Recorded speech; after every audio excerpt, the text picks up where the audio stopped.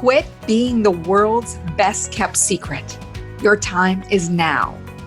Welcome to the Millionaire Woman Show, where we'll be discussing leadership, business, human potential, inspiring you to live rich from the inside out. Unlock your creativity, stretch out of your comfort zone, break through your barriers, take inspired action, and achieve epic results. Now here's your host, three-time best-selling author, speaker, and certified executive coach, Debra Kasowski. Hello, everyone, and welcome to a Millionaire Woman Show, where we interview guests from around the world to educate, inspire, and motivate you into taking action. Today, I have Connie Whitman, known for her high energy, passionate, heart-centered, and enthusiastic approach to teaching and coaching. Connie Whitman has been the CEO of Whitman & Associates, LLC for plus 20 years, helping ambitious business owners, leaders, and sales teams build powerhouse organizations.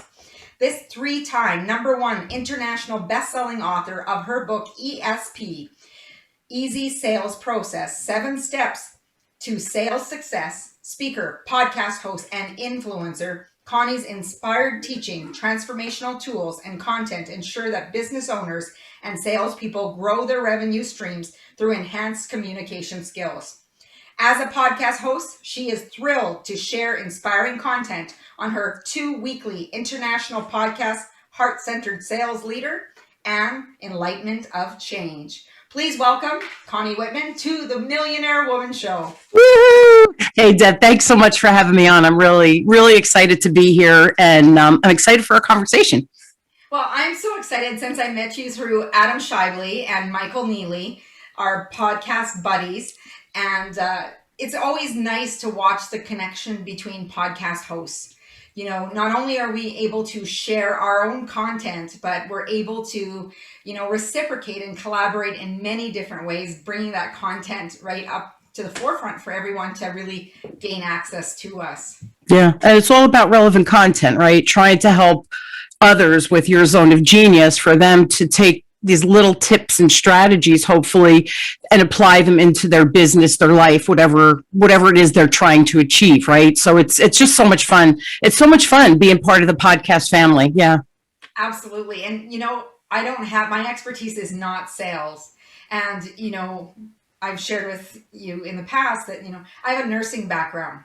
So if somebody needed a needle, I'll be right there. And, I worked in hearts. And mainly most of my career had been in management and leadership. So, I can understand a lot of the business side of things and leadership side of things and life. But when it comes to sales, that's not my forte. So that's why I have you here to shed some light to our audience. So those of you who are listening on your drive or at the gym, give a snapshot of where you are, what you're listening to, share some of the nuggets on your story. Tag us, we'll share it as well. Yes. And so let's jump in. Connie, you got it. Your system, your baby. So, one of the things, as soon as I think of sales, people, and I know in the movies, it's really portrayed as something that's really icky. It's like that Brill cream grease back. Somebody's going to come slide over to you and say, hey, you want to make a deal? So why do professionals feel that icky while selling? We're trained. Think about this. Wolf of Wall Street, the movies, Madoff, De Niro did a fabulous job impersonating, or the movie Madoff, right? He made off with people's money. And the other one was Glenn something or other. Another one that it was hard sell, right? So we have been taught to put up these barriers naturally because we're all waiting for, here comes the pitch, here comes the sale. So as humans, because we've been so trained, and I think we've all had that bad experience where someone just kept coming, almost where you feel like you were beaten up and you're thinking, oh my God, how do I get away from this? So all of those kind of emotional triggers have been taught to us. So as humans, we put up those barriers automatically. So now flip it. I'm a business owner, and let's say when you were a nurse, right? You being a nurse, and let's say then you had to go and get another job somewhere. Well, you had to sell yourself. So all of a sudden, hey, I know how to be a nurse. I know all of the scientific piece, but now I have to sell myself. What? So that's the piece of the puzzle where it's not something you do every day and why it feels uncomfortable. Same thing for a business owner, right? If you're a business owner, your zone of genius is being a coach or being a speaker, whatever your expertise is. And now you have to get business. Well, that's where the sales comes in. So I think that for most people who are full-time salespeople, they've chosen that career. So that communication comes a little bit easier. But if it's not your main thrust of your job, that's where we feel that icky, sleazy kind of vibe, where because we've been manipulated in the past. It's kind of sad. Yeah. You know, I think of a time that I went into a car dealership. Mm-hmm. We sat in this one car and the seat fell back. And the guy looks at me. I said, I don't think we're going to go with this car. Well, what if I would throw in a Wii so the kids could have it while you drive? And I looked at him. I'm like, this car is not safe. Like, right? You know, so when I think of those experiences, like you said, we've had poor experiences when it comes to sales. But I was also listening to a podcast the other day. When people are passionate what they do, that the reason why they go into that area, like for sales as an example, is because there is, like, not only as an entrepreneur, there's a thrill of making the deal, right? And for the salesperson, not only the thrill of making the deal, I'm guessing, but is also the opportunity to serve someone getting what they need.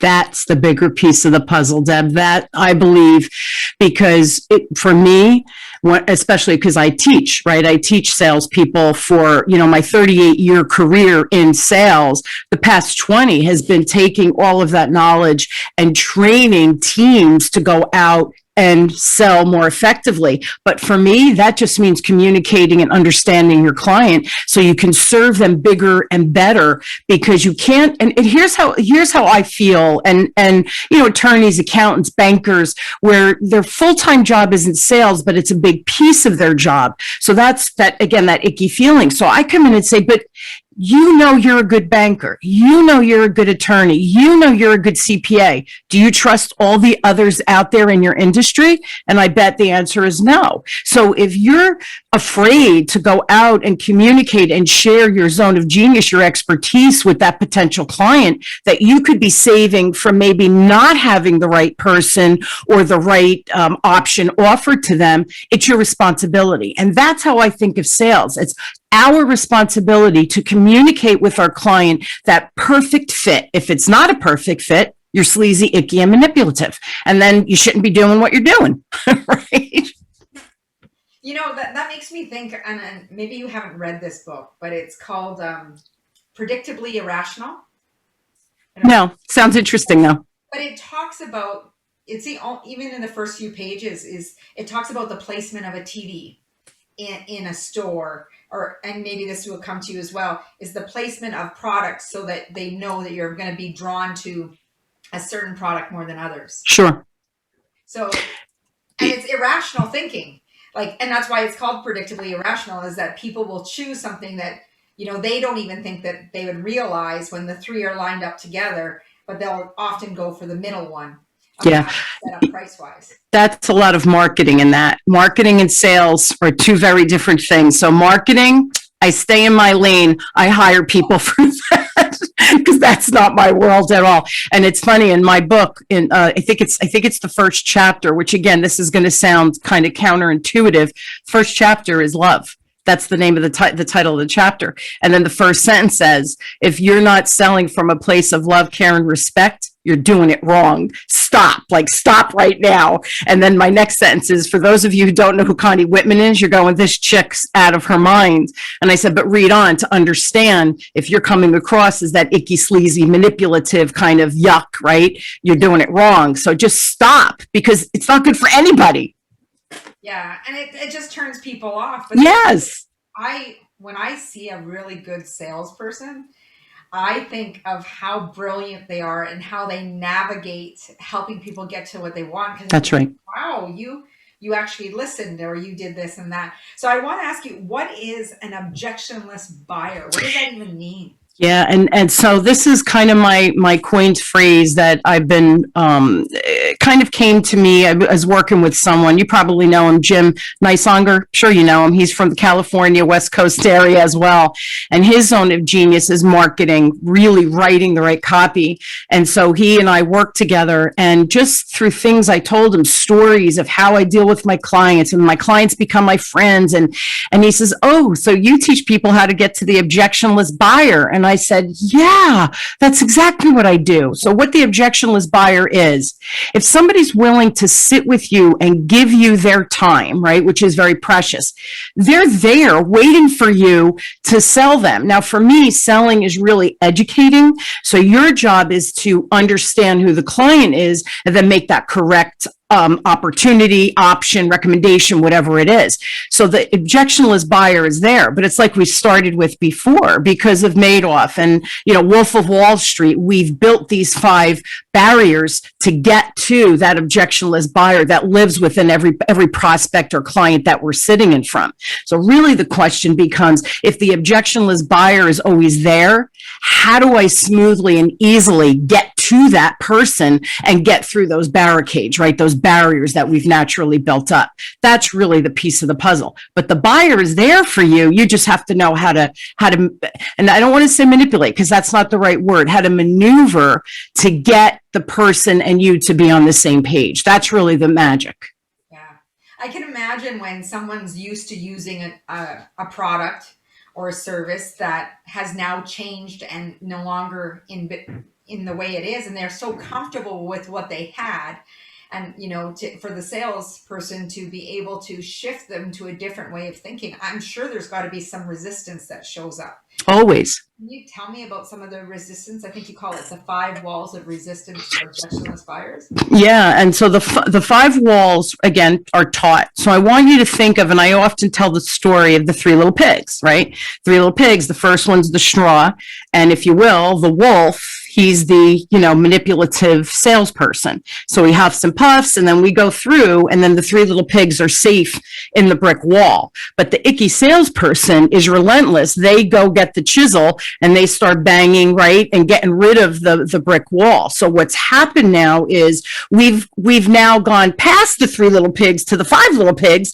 and we've built fortresses with moats around it, and nobody could get through. So the 5 layers that really we have to earn the respect of the client, and I use that word respect thoughtfully, so that they do want to hear our offer or whatever it is that we can help them with. The first layer is time.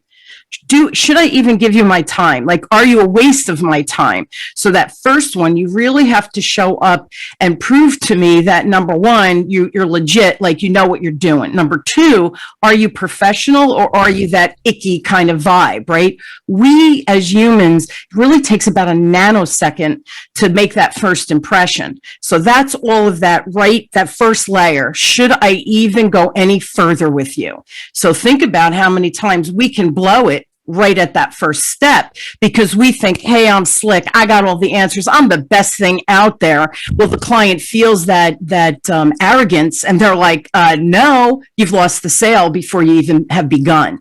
So that's number 1. Second one is, do I even feel that rapport with you? Do you get me, right? That it's almost like a subconscious kind of vibe. And at the end, I have a free gift that we could share with your listeners. It's my communication style assessment. It's a free online quiz, and it shares with you the key 5 behaviors that humans, how we communicate. So think about this, Deb. If 20% of the time, right, there's 5 different styles, 20% of the time I'm talking to people just like me, that means 80% of the time I'm talking to people who don't think like me, who don't speak as quickly or as slowly as me, who aren't methodical as me. So again, second step, if I can't connect with that person where they are, it doesn't matter where I am, I have to connect with them where they are, you've lost the sale. So I'll give you a good example with that. I fire fast, right? I talk fast, I move fast, I think fast, and I like big picture perspective. So if someone was trying to sell to me and they started getting caught in the weeds, I'm looking at them going, do you have a brochure? Because I don't have the patience for that, right? You've lost the sale. Give me the brochure. And clearly the brochure isn't going to make the sale. Reverse it. If I'm speaking to someone who needs to be in the weeds, I need to get in the weeds with them. That's my job as a salesperson. Well, before I even understand that, I have to understand what the 5 styles are. So that's the second layer. A little complicated, but that's really that second layer. And then the third layer is, am I armed with the right questions so that the customer doesn't feel like, remember the Spanish Inquisition, right? They tie you down, shine the light, and you go through the 20 questions. Horrifying. You want to have a conversation. So this one and the next step or the next layer kind of they're tethered together.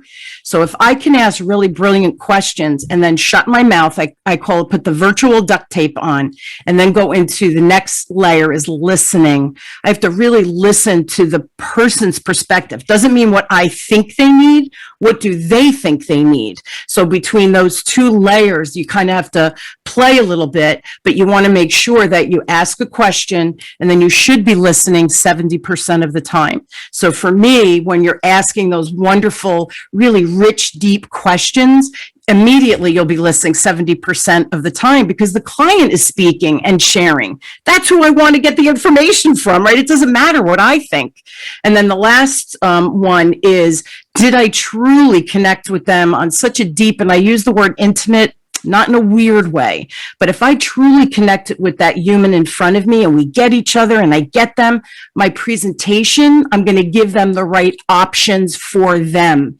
And another thing I believe in when I teach is no 2 people are the same. So why would you think that your product or your service or whatever it is that you're going to go in and say, this is all I can do, take it or leave it? I feel that sometimes you say, well, this is my basic product or service, but you know what I think you need too? Hey, my friend over here has this, or you know what else you should do, where you give those little extra pieces of the puzzle. To me, that's when you connect, when you present really what that client needs. So that's the 5 layers that we have to break through. And breaking through, really, like you said, it has that rapport, getting in the weeds with them, starting to navigate where they want to go. But also what I'm hearing you say is, because each person's so different, you're not going to have a cookie cutter approach to every single person using the same technique. Correct. So is there a secret sauce? So interesting that you should say that. Yes. And you know who the secret sauce is? Not me, not my products, not how I teach it. That's not the secret sauce. You are the secret sauce.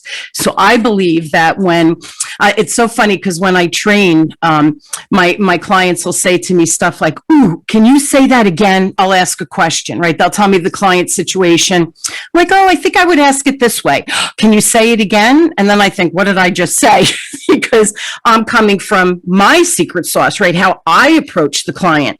So then what I do is I say, it doesn't matter how I said it. This is where you want to go with the client. This is what you need to find out from the client. How would you ask it? So I would say, Deb, how would Deb ask that question? And then that's where you're the secret sauce, not me. Because as soon as you can become truly authentic and apply all of those steps, I have a 7-step sales process, the ESP process. Once you deliver or learn and understand all the sub skills of the 7 steps, but you're the secret sauce. It has to be in your words. It has to be you shifting to connect with that person heart to heart, right? From, 80% of the clients aren't like this. Well, how do you connect with their heart if they're really wired differently? You have to understand them. You have to take the time to understand them. So I believe that my clients are the secret sauce, not me. So some of the most common objections are time, money, resources, I'm assuming, like how soon Sure. delivered or part of products. When someone says, I got to talk to my spouse, as an example, what would be approach you would use with someone like that? As just share with us a scenario. I know it's not going to be the same for every person, but what would be something you would do if somebody said that? So here's the thing. You go back and one of those 5 barriers You didn't do your job. So example would be, and I'll tell you, when I get to, after the 5th step, presenting my idea, the 6th step is really where you ask for the business, right? So 3 things should happen. I promise I'm going to answer your question. 3 things should happen at that point. 1, they say, where have you been all my life? What's the next step? Let's get this rocking and rolling. Right. 2, you say, Deb, you're not really ready for me. You have this marketing stuff. Your website's not up. You're still creating this.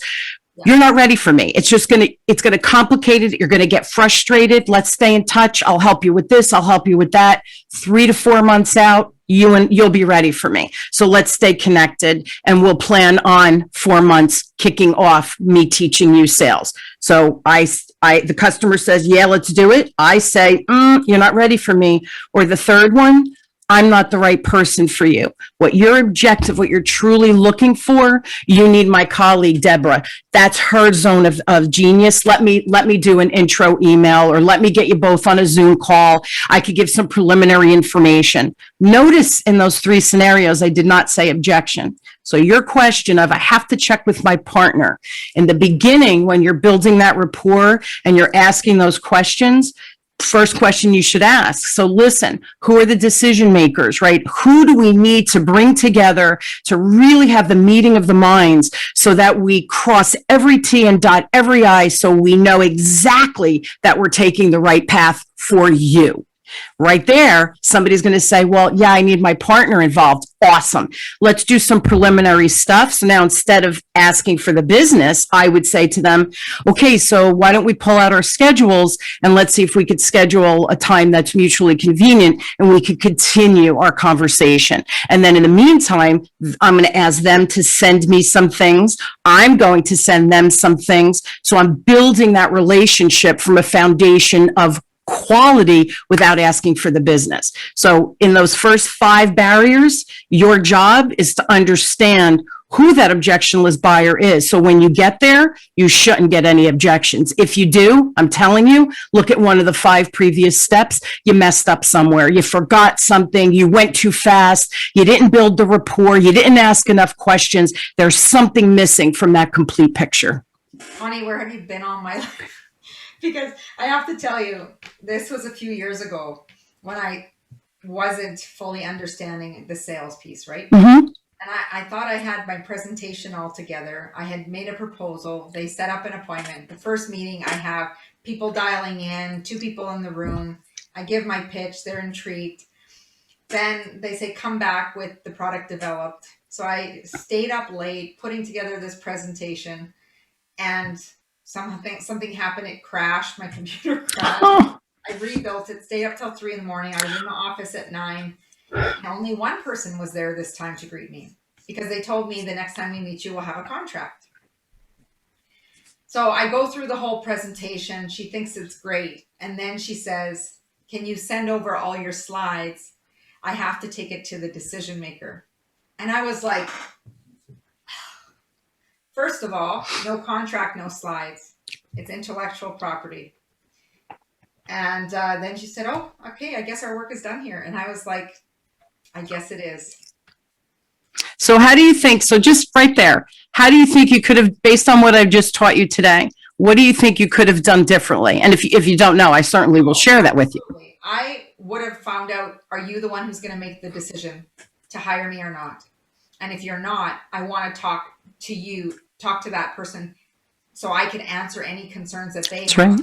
Because after that, I read a whole bunch of sales books, and they call those people the Seymours. They come to Seymour, and then they come and translate that information. But it's also like playing telephone, right? If you played that telephone game with the string and the cans as a kid, absolutely, message, you keep passing it on, that the same message that I would have shared would not have gotten to the decision maker. That's exactly right. And then they would say, we don't need that. We're good with what we have. We don't need that, because they don't really understand what you were offering, because the whole thing was watered down. So your genius, you need to talk to the decision maker, because here's the thing. You might have talked to the decision maker and you might have said, this is not for you guys. You're not ready for me, or whatever. Or I'm telling you, this is the because you know what? They weren't ready for me. and they need me, but they're not ready for me. That's exactly right. But if you know that, right, no hard feelings, I'll share with you a really cool story. So one of my clients, I've been with them 15 years. They were rated for their region, #1 bank in their region. And not only because they work for me, I think I was a major contributing factor because I'm the only one who did the training for the entire organization. They were at the time $8 billion or $11 billion now. But anyway, 5 years I followed up with them, Deb. And each time they wanted a bigger organization, they wanted more automation. And I'm thinking, you have no automation. Your people have zero skill. You're starting with zero skill. Again, this is, almost 20 years ago. Wrong vendor. I knew that. They didn't. They weren't ready for me. So what do you do though? I'm like, well, okay, can I follow up with you? I love you. I'd love the opportunity. If I see articles, use me as a resource, all of those kinds of things. So for 5 years, I got to know all of these executives. They would call me on my birthday. I would call them on their birthday. Finally, 5 years, millions of dollars later, they put out another RFP, request for proposal. So I show up and I don't know what they said. I don't know what the question was. And I looked at them and I said, for 5 years, and I went through because I had kept on up with what they were doing. You did this. They weren't the right vendor because of this. You did this. They weren't the right vendor. They're all great vendors. They weren't right for you because, and I gave them the because. And they looked at each other around the room. And I said, so now let's not rebuild and throw the baby out with the bathwater. Let's figure out who you want to be, not what these other companies told you have to be. I'm not cookie cutter. And that's why you need me. And they looked around and they go, yeah, we need you. And it's okay. But see, now you have to remember 5 years. They trusted me. I had built that rapport. I had shared resources with them, but they had to go through the pains of what they had to go through. And 5 years, how many millions of dollars later did I make working with that company? And then what happens too is you start with one department, then you work with another, and then another. Before you know it, you're helping them create the entire culture for the organization. You have to earn your place and you have to earn the respect. And I love, that's why I say, where have you been? I've never heard someone say, you're not ready for me. And you know what? I think if someone said that to me, I'd be like, well, why am I not? How come? What's wrong with me? And suddenly, what does she know that I don't know? These would be the things that would be going through my mind. But man, if I had said that statement, I think that would have been the most empowering, because I did take it personally. I'm like, what do you mean? You got me to this stage, built this whole presentation, you say you love it, and now you just want to take it. I'm like, no. And I thought, okay. The tire kickers. But I never took it as, you're not ready for me. I was like, you just don't understand what you're missing. Isn't that? But that's okay too, to feel empowered. It's funny. I spoke with a client. I did a speaking event. And I share a template, and then I work with them on creating a real effective 30-second commercial. I get it down to 17 words. So when you're in Zoom, you could put it in the chat, but it's a real quick of look at what I do, to build that engagement. So I worked with her and she's like, oh, and I looked at her, I go, you're not ready for me yet. And she started laughing, and she was building a website. She had just started, I said, trust me. You're not ready for me. You'll get so frustrated because you're putting the cart before the horse. Get everything you need put in place, and then we'll talk about how to take it and scale it quickly. She was like, okay, that sounds great. But see, it was so funny because she's like, I'm like, you're not ready for me. Trust me on this. Okay, I've been around a long time. But now what did that do with her? She goes, oh, I can't wait till we talk again. Okay. Yeah. So that's the other thing I want for you to touch on. You spent 5 years grooming for this opportunity. People would have just done it one time and walked away thinking, no, it's not a right fit. We're done. So how many times have you approached people before you got the sale? So it depends on the size of the sale. Now you have to remember these contracts were 6-figure contracts. So it takes just a much longer period of time to secure that type of account because there's a lot of moving parts, right? And they were corporate clients and so many layers. Typically though, what I say is depending on Depending on the person, depending on the situation, it could be a one and done. I mean, sometimes I walk in and I'm like, hey, this is what you need. I share another story. I had a client, I walked in and he said to me, it was about a 3-hour ride from where I lived and all the way up in Connecticut. And he looked at me and he goes, oh, you didn't bring a PowerPoint? So because I'm very professional, Deb, I went, huh? He said to me, well, the other vendors, they all brought PowerPoints. And I said, well, good for them. It's not how I roll. And this is how I talk. I go, this is the CEO of a company. It's not how I roll. I said, I need to understand who you are. Who do you want to be? What have you done that works? What have you done that didn't work? What is your infrastructure? What is your technology? Before I know this, I don't even know where to begin to make a recommendation. Sure. Deb, I swear to God, he tilted his head and I thought to myself, I just made the sale. And so we sit, there's like 20 people in the room. We sit down. He says, Connie's got a lot of questions. And one of the things I said, you can't make this stuff up. Yeah. One of the things I said to him is, listen, I could have come Whitman and Associates. I could do A from Z. What if you need L, M, and N? Do you really care about A through L? You don't care. You're tuning out. You're not listening to me. I want to know L, M, and N. That's what you need from me. That's what I'm going to deliver. So we sit down and he says to the team, you know, all the other vendors, they did A through Z. What if we only need L, M, and N? Took everything for me not to fall off the chair. Of course, I got the business. And here's the funniest piece of this. This is why this story tickles me to this day. They didn't even know my price structure yet. I have a fee schedule, right? No idea what my fee schedule is. I walked out of there with scheduled dates before you leave, Connie. We want to make sure we book you. I'm like, don't you want to see my cost? We want you. We just want you. Nice. Nicely done. There's that objectionless buyer. Your job is to get there and understand. And that's the other thing I think, Debra, I treat people respectfully. Like, why would I go and excuse the disgusting term here, but like vomit product? Whitman Associates, I could do this, and that's all about me. Who cares? It's never about me. And as soon as I said, I need to know who you are, what do you want to build? It's not my culture, it's your culture. And he was like no one has ever said that to me before. Wow. That's fascinating. People are fascinating. I know.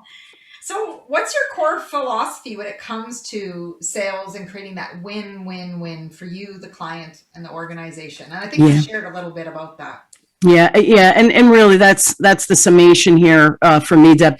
If the client, first and foremost, if the client is not better off after meeting me with whatever that means, right? So when I was selling investments, if I didn't help them with a budget, if I didn't teach them what a mutual fund versus an annuity versus what a stock option is, right? If I didn't educate them so that no matter who they sat in front of going forward, right? If I was no longer in the business, which I'm not anymore, that they knew what questions to ask. I took that very personally and very seriously because it was my responsibility, because I did have all this knowledge, and 80% of the world, they just don't know how to manage money, right? So here I'm gifted and I've had all this education.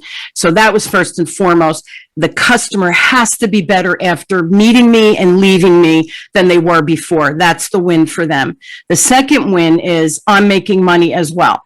I do not apologize for getting paid for what I do, because it's so funny, because what I do, oh, that sounded funny, what I do, but what I do is there's a tangible ROI, right? So if you spend X with me, you're going to make 10, 20, 100X on the back end once you really absorb and learn all of these skills. So it's a win for me. It's a win for the client first and foremost. And then your organization wins. You can grow and scale and hire more people and donate more and set up foundations, right? Isn't that what we're here for, to help each other?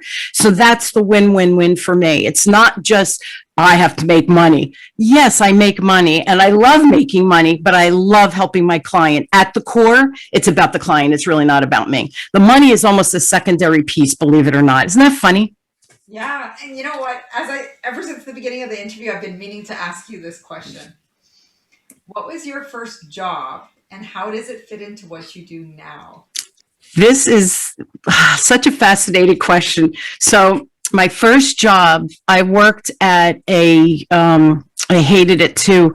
It was a English flea market. It was a flea market outside, freezing hot weather, and I sold whatever it was that I sold because I was, 13 years old. That's where I could get a job, and I wanted money, right? I wanted to be able to buy the things I wanted to buy because my parents, they weren't affluent at the time anyway.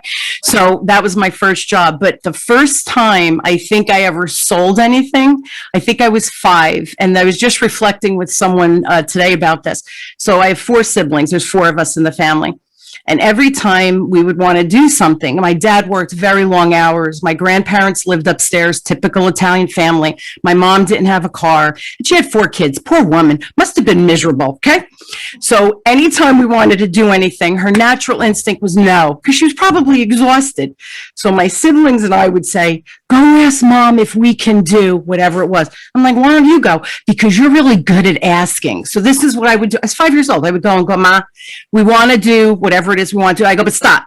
I don't want an answer. I want you to hear me out and then think about it and then give us an answer. And what I would do is I would say what we wanted, why we wanted it, and what was in it for her.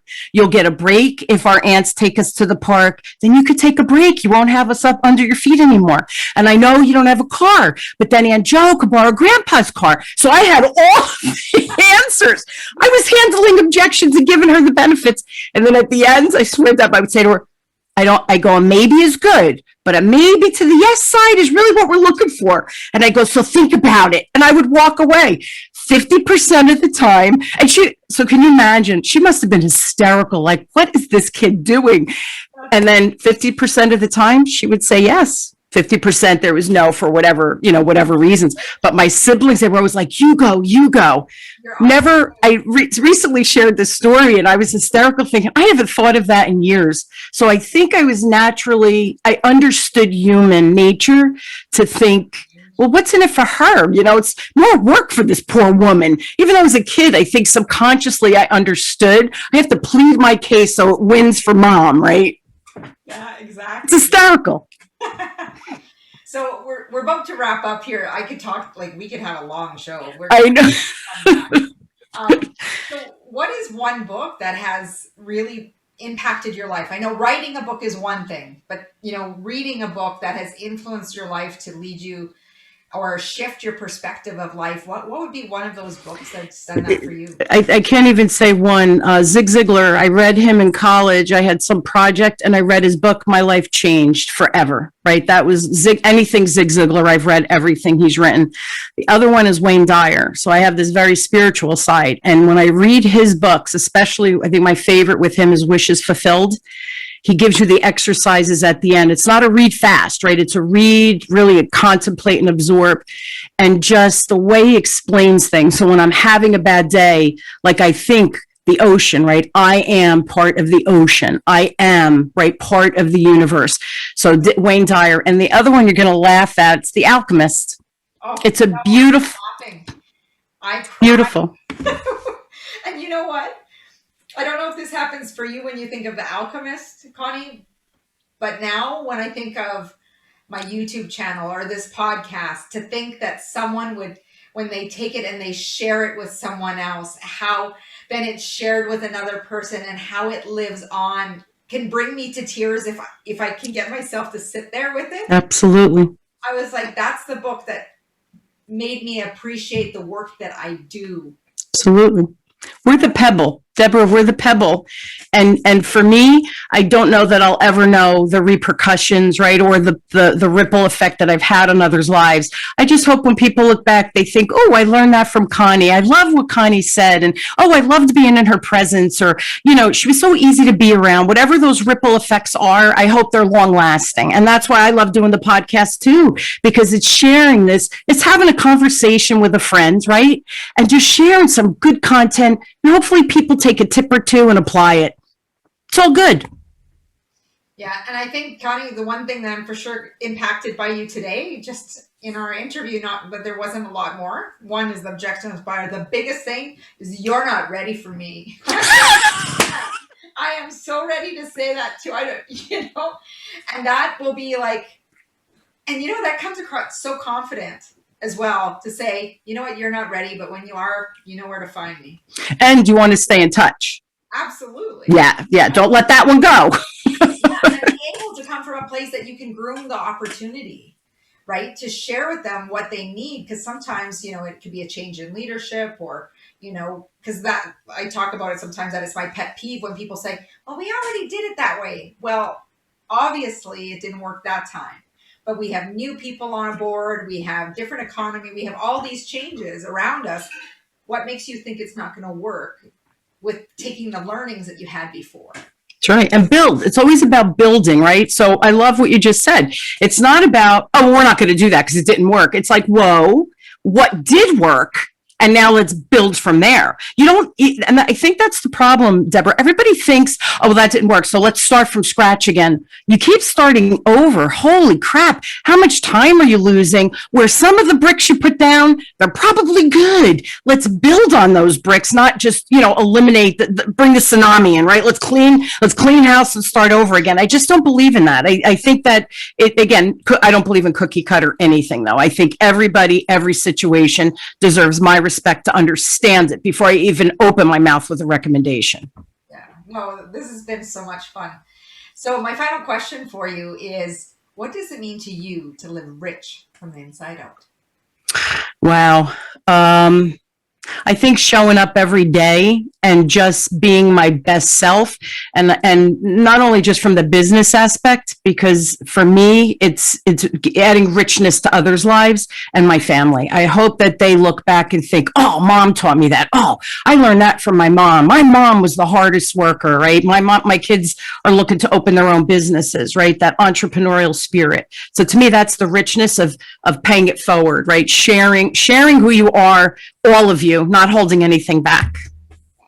Well, the biggest thing that people are waiting, or that are watching and listening, is how do we stay in touch with Connie? How do we get that free gift that she was talking about, that resource that is going to be life-changing? Yes. So honestly, and you get a little report which will tell you your superpowers, your communication superpowers, and you also get a report spotlighting your blind spots. We have to understand our blind spots, because I'm not saying you'll ever get good at the blind spot, but you need to know how to manage it, especially when you're talking to clients. So if they go to Whitman Associates, so it's WHITMANASSOC, so whitmanassociates.com/ and it's CSA, Communication Style Assessment. But Deb, if they go to my website, whitmanassociates.com, I have a ton of free resources. I have a resource page. My podcasts are on there.